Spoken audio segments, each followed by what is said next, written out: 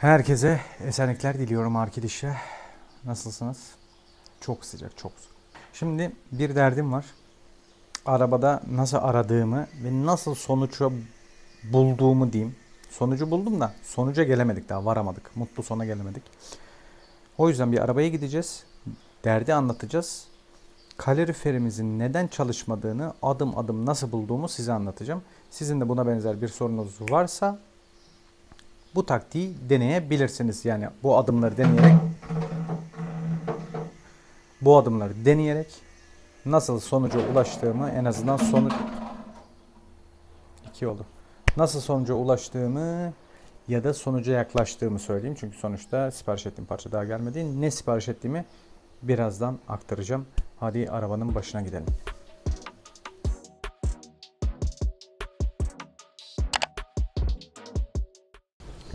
Arabamızın başına geldik. Diyoruz ki kardeş, senin sorunun ne? Hoppa, biniyoruz. Oh, bu ne lan? Ayarlar nasıl bozulmuş? Neyse. Kontağımızı takıyoruz. Tamam mı? Kontağı açtığımızda çat diye bir ses geliyor sigorta panelinden. Şimdi klima çalışmıyor. Çeviriyorsun, fanı yok. Şu an zaten yok. Ardından 20 numaralı sigorta vefat etmiş olduğunu görüyoruz. Şöyle, lan bütün ayarlarım kaçmış. İçine sildim de. Neyse. 20 numaralı sigortamız patlamış. Sonra sigortayı tazesiyle değiştiriyoruz. Hayda, bu sigorta niye attı?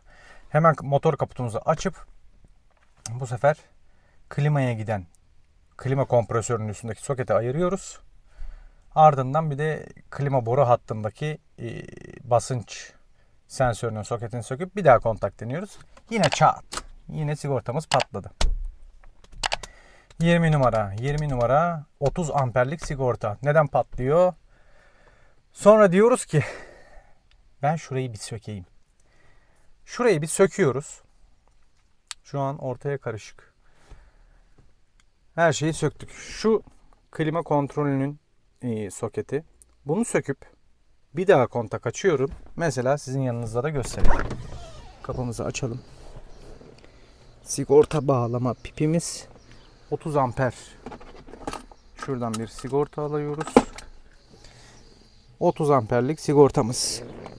20 numara ya takıyorum. 20 numaralı sigortamızı taktık. Şimdi soketimiz sökük. Şu an fan bozuk olsa fanın çalışmaması lazım. Kontak açıyoruz. Fanımız çalışıyor. Duyuyorsunuz. O zaman diyoruz ki benim klima panelimde bir bozukluk var. Yani yönlendirme AC'nin ve fan ayarının olduğu yer. Ne yapıyoruz? Söküyoruz, alıyoruz ve yukarı çıkıp dağıtıyoruz. Hazır paneli dağıtmışken size de panelin içini göstermek istiyorum. Neresi nasıl patlıyor diye. Ona bir dönün bakın. Şimdi kartımızı bir çıkartalım. Yine daha önce sökmüşüm. 2016 6. ay. O zaman da bir şeyler yapmak gerekmiş. Bu arada ben söktüğüm her şeyin içine adımı ve tarihimi yazarım. Bunları yazmamışız. Neyse, bu kutuyu bir kenara çekelim. Anakartı yanımıza alalım. Şimdi soket bu. Mesela soketin en alt dipteki bacağı kararmış.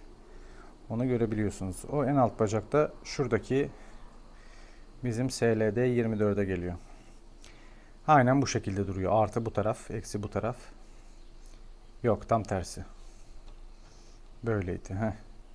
Patlak yanı bu tarafa geliyordu. Artı eksisini yanlış söylemiş olabilirim. Siz bana güvenmeyin. Böyle bir minik, neydi bunun adı? Diyot. Dibinden patlamış. Netleyemiyor da ya makine. Dibinden patlamış. O yüzden bize sigorta attırıyor bu arkadaş. Bunu internette araştırdım. Ve araştırmam sonucunda bulamadım. Karaköy'ü aradım. Televizyoncuları gezdim. Ondan sonra Perpa'da birkaç yer aradım. Yok, bu bizde olmaz, bu bizde olmaz, bu sizde olmaz da bu kimde olur ya? Bulamadım kimde olacağını. Neyse.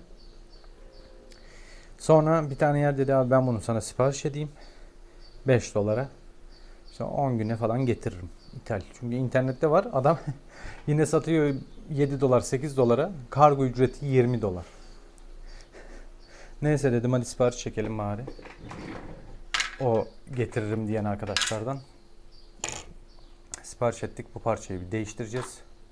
Bakalım doğru parçayla mı düzelteceğiz sorunumuzu. Çünkü çıkmasını sordum. Bu aletin sıfırı yok çünkü. Çıkması 1000 liralarda falan. Sonra dedim ki 1000 lira buna vereceğim. Ben dedim içinden bir keşif yaparak sorununu çözerim. Yani şimdilik çözdük mü? Yani patlayanı bulduk diyelim. Ama sorun daha çözülmedi. O minik diyot geldiğinde onu lehimleyeceğiz. Klima çalışıyorsa klima çalışıyor diyeceğim. Ama şu an işte önümüzde bir 10 gün bekleme süresi var. Evet bu videomda böyleydi. Mesela en azından arıza tespiti neydi? Nasıl yaptık? Onu anlatmış oldum bu videoda. Klima kontrol paneliniz çalışmayıp sadece ışıkları da yanabiliyor bu arada. Çünkü klimanın ışıkları 20 numaralı sigortaya bağlı değil. O iç aydınlatma parklara bağlı. Bunun tespitini yaparken ekstradan gidip o 12 volt kontrol kalemi almanıza gerek yok. Peugeot 306 veya 106, 206, Honda Civic neyse ne yazın. Sigorta diyagramı veya sigorta şeması yazın. Çat diye çıkartıyor size. Öyle gidip şu kabloyu sıyırayım, bu kabloyu sıyırayım demenize gerek yok. Hangi sigorta neye gidiyor onu görebilirsiniz. Ve Peugeot'lar çok sorunlu abi. Elektronik sorunu çok var. Denilen arabalarında aslında çok bir sorun yok. Ustaların gerizekalılığı. Yani usta olduğunu iddia edendim. Çünkü basit bir şema. Diyor ki arka silecek kolu sağ kapı kilidiyle aynı sigortada. Nereden bileceksin bunu ustacığım yani insan beklemiyor. Sağ arka stopum yanmıyordu. Geçen gün bir short video attığımda gördünüz mü bilmiyorum. Sadece sağ arka stopun sigortası var. Ama sol arka stop plakalığa ve bir şeye daha bağlı. Üçü beraber bir sigorta. Ben size aşağıya açıklamaya bırakacağım Peugeot 306 için sigorta kutusunun şemasını. Hani oradan PDF olarak indirip bakabilirsiniz 306 sahipleri. Onun dışında aynı web sitesinin içerisinde diğer araçlarında zaten PDF'de kullanım kılavuzu ve sigorta şemaları mevcut. Genelde çoğu arabaların kullanım kılavuzlarında hangi sigorta hangisinin olduğu yazıyor. Bu da böyle bir bilgiydi arkadaşlar. Umarım videoyu beğenmişsinizdir. Beğenmeyi, paylaşmayı, abone olmayı ve bir sonraki bölümde yani bu videonun devamı olacak bölümde sorunum çözüldü veya çözülmedi diye paylaşacağım.